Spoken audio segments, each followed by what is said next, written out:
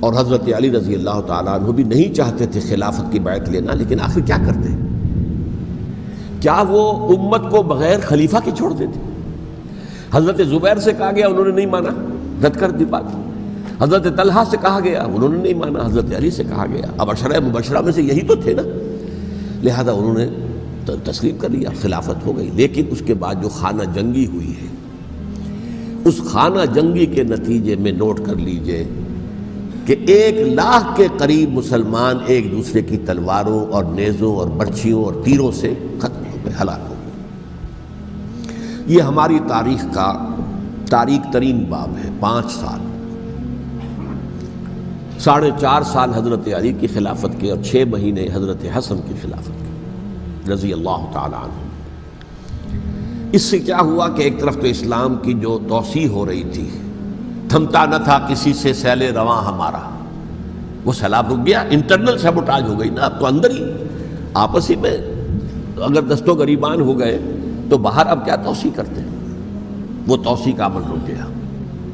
اور یوں سمجھیے کہ جیسے ٹرک اگر کبھی چل رہا ہو، بھرا ہوا ہو، لوڈڈ، اور وہ چڑھائی چڑھ رہا ہو تو اگر کہیں موشن ٹوٹ جائے، ٹرک کو رکنا پڑے تو ڈرائیور کے جان پر بن جاتی، اس لیے کہ اس کو دوبارہ سٹارٹ کرنا، اور جبکہ وہ چڑھائی پر ہے، انکلائن پر ہے، آسان کام نہیں ہوتا، خطرہ ہوتا ہے وہ پیچھے جو ہے وہ نہ جائے۔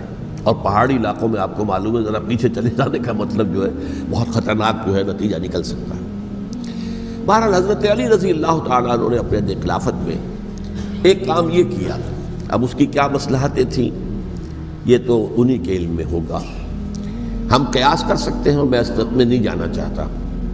ابھی تک خلافت کا مرکز تھا مدینہ منورہ، حضرت ابوبکر، حضرت عمر، حضرت عثمان، وہیں جہاں حضور صلی اللہ علیہ وسلم رہے تھے اور جہاں پر کہ حضور مدفون تھے۔ لیکن حضرت علی نے اپنا مرکز جو ہے وہ کوفہ بنا دیا۔ اچھا، اس کی ایک ظاہری وجہ یہ سمجھ میں آتی ہے کہ اسلام کا جو پھیلاؤ ہو گیا تھا، وہ سلطنت اتنی وسیع ہو گئی تھی کہ مدینہ منورہ بہت جنوب میں اور بڑے صحرا کو عبور کر کے جانا ہوتا تھا۔ کوفہ جبکہ ایسی مقام پر تھا کہ جہاں سے مشرقی راستہ جا رہا ہے ایران کو، عراق کے اندر تو ہے وہ شہر کوفہ، اور پھر ایران اور خراسان اور ہندوستان کو راستہ جا رہا ہے، وہیں سے شمال کی طرف جا رہا ہے، شام کی طرف اور ترکی کی طرف، اور وہاں سے پھر یہ کہ مغربی افریقہ کو بھی کنٹرول کرنا، جو شمالی افریقہ کو بھی آسان تھا۔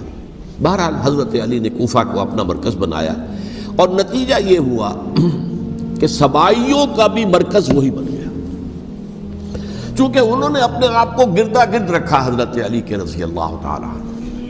اب ظاہر بات ہے کسی پرٹیکولر پرسن کے خلاف تو کوئی مقدمہ موجود تھا نہیں، بلکہ جب جنگ جمل ہو رہی تھی، ابھی جنگ نہیں ہوئی تھی، حضرت عائشہ، حضرت طلحہ، حضرت زبیر وہ لے کر آئے تھے ایک لشکر اس مطالبے کے لیے کہ حضرت عثمان کے قاتلوں کو سزا دی جائے، قصاص لیا جائے۔ حضرت علی رضی اللہ تعالیٰ عنہ سے گفت و شنید ہو رہی تھی، حضرت علی جو ہے اس پر آمادہ ہو گئے کہ ٹھیک ہے، میں جو بھی قاتلین عثمان ہیں ان کو گرفتار کر کے سزا دوں گا۔ عین اسی وقت کوفے کی مسجد کے اندر جو ہے 10,000 کا مجمع کھڑا ہو گیا، ہم سب قاتل عثمان ہیں، لو ہم سے بدلہ کہاں سے لوگے۔ اور انہوں نے کیا کیا، جاتے ہی جنگ چھیڑ دی، جب چھڑ جائے تو یا مرو یا مارو، اس کے علاوہ تو کوئی چارہ کار ہوتا ہی نہیں۔ ایک رات میں 10,000 مسلمان شہید ہوئے، جن میں 2 عشرہ مبشرہ میں سے حضرت زبیر اور حضرت طلحہ رضی اللہ تعالیٰ۔ تو یہ صورت تھی، سبائیوں نے گھیراؤ کیا حضرت علی کا رضی اللہ تعالیٰ۔ حضرت معاویہ دعوے دار نہیں تھے خلافت کے، قطعاً نہیں، ان کا صرف ایک دعویٰ تھا، اور وہ یہ تھا کہ عثمان کے قاتلوں کو گرفتار کرو، یا خود سزا دو یا ہمارے حوالے کرو، ہم اس سے قصاص لیں گے۔ اس لیے کہ قبیلہ بنو امیہ کا تھا، اور حضرت ابی معاویہ بنو امیہ میں سے، تو ایک خاندانی طور پر جو ہے ہم قصاص لیں گے ان سے جنہوں نے قتل کیا ہے حضرت عثمان کو۔ لیکن یہاں ظاہر بات ہے کہ حضرت علی رضی اللہ تعالیٰ عنہ کی طرف سے مطالبہ یہ ہوتا تھا، تم پہلے میری بیعت کرو، میرے ہاتھ مضبوط کرو تاکہ میں ان کے خلاف کوئی اقدام کر سکوں۔ لیکن انہیں یہ اندازہ تھا کہ اگر میں نے بیعت کی تو ظاہر بات ہے کہ حضرت علی تک پہنچنے سے پہلے مجھے گردن اڑا دیں گے یہ لوگ، اس لیے کہ سبائی جو ہے وہ آپ کو گھیرے ہوئے۔